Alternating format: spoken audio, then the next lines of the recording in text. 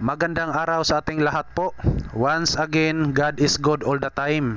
Ngayon, meron na naman tayong gagamutin isang Suzuki Scram Multicab F6A engine drop side. Ang concern lang ng may-ari nito ay hindi raw gumagana ang 4-wheel drive at yan, balak na lang niyang ipatanggal ang mga axle velocity kasi wala na raw nagpangsyon at di na rin niya magagamit.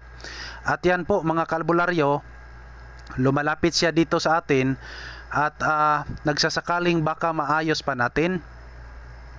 Mukhang nakalimutan ng may-ari dito na ang linapitan niya ngayon ay isang banggiitang albularyo. Sa hindi lang nakakaalam, ito ang sasabihin ko sa inyo. Pag kayo ay tinatawag na certified na albularyo, wala tayong inaatrasan dito. Kahit anong sakit gagamutin natin. Halimbawa yung mga sakit sa suso, arthritis, kidney at iba pa. Ang kailangan lang natin dito mga kaalbularyo ay magtahas tayo tuwing Martes at Biyernes ng gabi. Kailangan ka ring matuto sa mga orasyon natin. Halimbawa, yung orasyon ko, katulad nito, orasyon palumpayat, di ka makurat. Sobrang effective yun. At ngayon, ituturo ko sa inyo mga kaalbularyo kung paano natin ito gagamutin kahit hindi pa natin painumin ng mga linagang dahon. Ayan po. Ito na po, simulan natin mga kaalbularyo.